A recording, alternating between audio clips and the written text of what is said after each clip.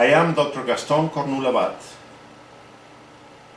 I worked as a general surgeon for Quincy Valley Medical Center from February of 2007 through January of 2010. The video that follows this introduction, titled DOH Must Be Held Accountable, Disciplinary Hearing, Washington State Department of Health, corresponds to the hearing that was conducted April 1st, 2011 in the Washington State Department of Health, referred to as DOH, where I have been litigating in front of a panel of 4 members of the Medical Quality Assurance Commission, which is the disciplinary branch of DOH dealing with my case, DOH lawyers, and an administrative law judge. The MQAC panelists are Leslie Berger, MD, Richard Brandner, MD, Michael Concannon, JD, and Bruce Cullen, MD. The judge is Mr. John Kuntz, and the DOH lawyer, Assistant Attorney General, Ms. Kim O'Neill. Due to my lack of financial resources in this opportunity, my attorney could not be present in my defense. Because of this, and the fact that a crucial aspect of the healthcare system is being seriously questioned, I was obliged to and had to face this alone and make my case in front of these 4 panelists, a lawyer against me, and a judge that at this point I would not rule out the pressure this same compromise system may be imposing over him for him to lean against me. The present video, on top of being an introduction to the hearing record, is the main basis for what constitutes my entire defense and the main part of my accusations against QBMC and the Department of Health.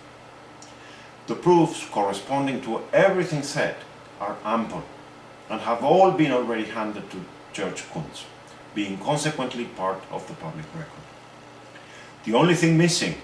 for all of this to be resolved as it corresponds is for the judge to stop ignoring said evidence and consequently read them, study them, appreciate them, and consequently rule accordingly, doing it in a fair and effective way. As you will be able to see from these files, it is the first time in 18 months that I have been given a chance to argue my case, despite the fact that it was me, the one to bring in October of 2009 this case to the Department of Health with the intent of looking for a just and fair resolution to the pertaining matters. I went originally to them to denounce most irregular situations present in QBMC for a long time, looking for protection and help. And curiously, I was the one who ended up being accused. Since my initial contact with them, DOH made every possible effort not to allow me to bring forward the core issues of the case. Even further, after I presented myself voluntarily, they inappropriately continued to feed the false accusations that were putting in doubt my mental health. Throughout these 18 months, DOH ignored and invalidated all the proofs I presented to them, and which clearly demonstrate those doubts and accusations against me were bluntly false and malicious. Even worse, they also ignored and negated solid evidence and testimonies that unquestionably establish my perfect psychomental health. Due to the prolonged persistence of these doubts and false accusations, and to the fact that these were further fed and inflated, I have not been able to get reinserted in the job market, having lost several concrete and most interesting job offers. This forced and unfair situation in which we have been placed by these people for the last 18 months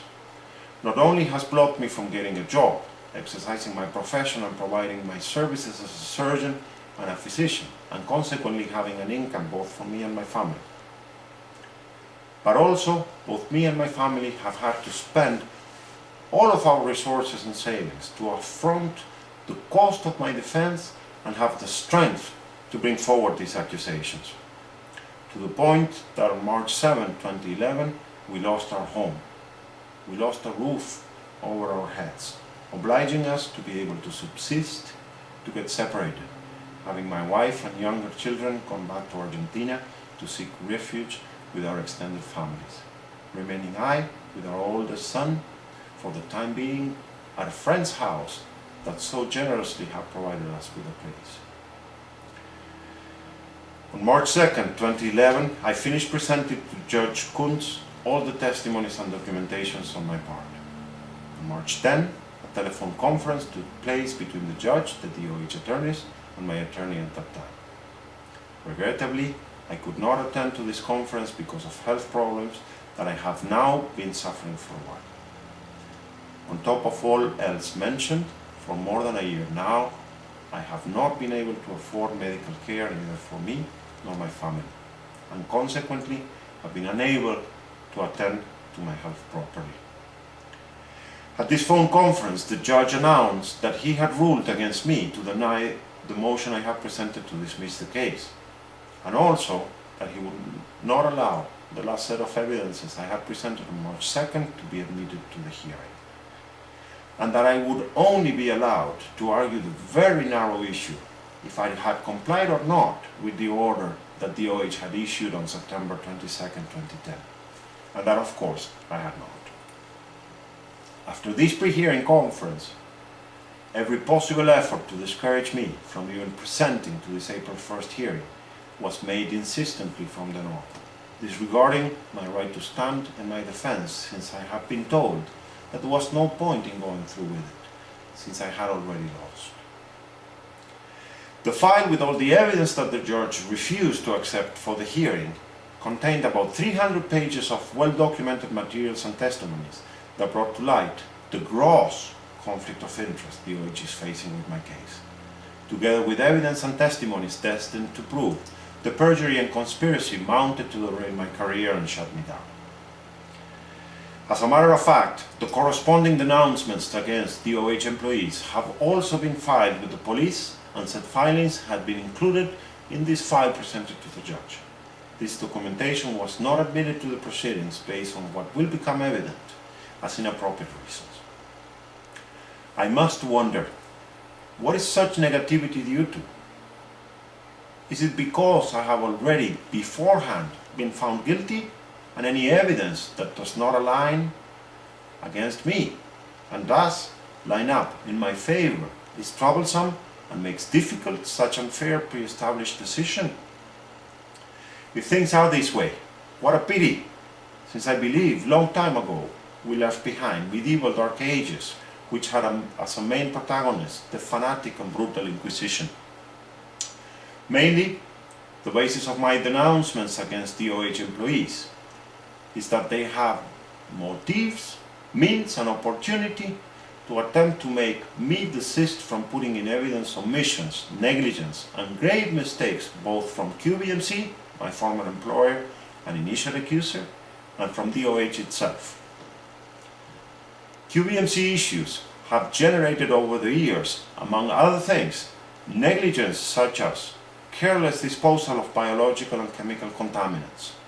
widespread deficiencies in the life safety code that jeopardize the physical integrity of all occupants of the hospital, a profoundly toxic work environment in QBMC characterized by this administrative negligence, cover-ups for the negligence and deficiencies by the use of intimidation, mistreatment, verbal abuse and crude retaliation, disinformation and even defamation and lies, clear patterns of neglect of citizens and employees' rights, absolute disregard for the freedom of expression, absolute disregard for the rights to demand accountability and even denounce issues, misuse and abuse of power, and bullying to the point of jeopardizing the physical well-being of the employees, impacting these behaviors directly on the public, and worst of all, ultimately, on the patients themselves. And the list of negligence and inappropriate behavior goes on and on and on. DOH, as the regulating agency, through routine inspection, should have and must anticipate, put in evidence, and even prevent and sanction these type of issues. Regrettably, none of these had been done. Furthermore, many deficiencies that came to light were related to plain lack of inspections at all from DOH for a period of almost 3 years. And to the contrary, When I went to the DOH with a large amount of documentation, testimonies and announcements to make them aware of all of these, DOH employees systematically worked to minimize, invalidate, negate and silence this whole issue. And to replace these, instead of putting their efforts in investigating, sanctioning and correcting these issues, they undertook a preposterous campaign to use all their power and structure to intimidate me and wear me down, making mine and my family's life miserable. And to continue, in conjunction with QBMC, to falsely and unfairly accuse me of possibly not being fitted to practice medicine safely. I was also able to put clearly in evidence this conspirative maneuver. For this reason, now more than ever, the DOH is doing everything in their power to intimidate me and submit me to a mental evaluation with providers of their choosing, and carrying it out under unfair and extremely adverse conditions. Certainly, it seems that all their concerns are really not centered in wanting to know if I am genuinely psychologically normal, but in sanctioning me and scaring me for having legitimately confronted them, for questioning and exposing their deficiencies and having refused to submissively and humiliatingly put my head down in front of them in the way they are used to do and have come to expect from all practitioners when something or somebody comes across their path and starts questioning and putting in evidence negligence and shortcomings of the traditional medical establishment. Not taking the DOH into account the evidence and testimonies that irrefutably validate my accusations against QBMC and the DOH itself, and consequently doing something fair and effective about it. And, on the other hand, intimidating and sanctioning me for these, and imposing on me to be submitted to an unnecessary, unfair, and adverse evaluation. All these not only would be detrimental to me, but would also be attacking the rights of every good practitioner that may be coming across the path of these distorted and inappropriate abusive mechanisms of power, submission and authoritarianism, which regrettably are many times generated by our nation's healthcare system.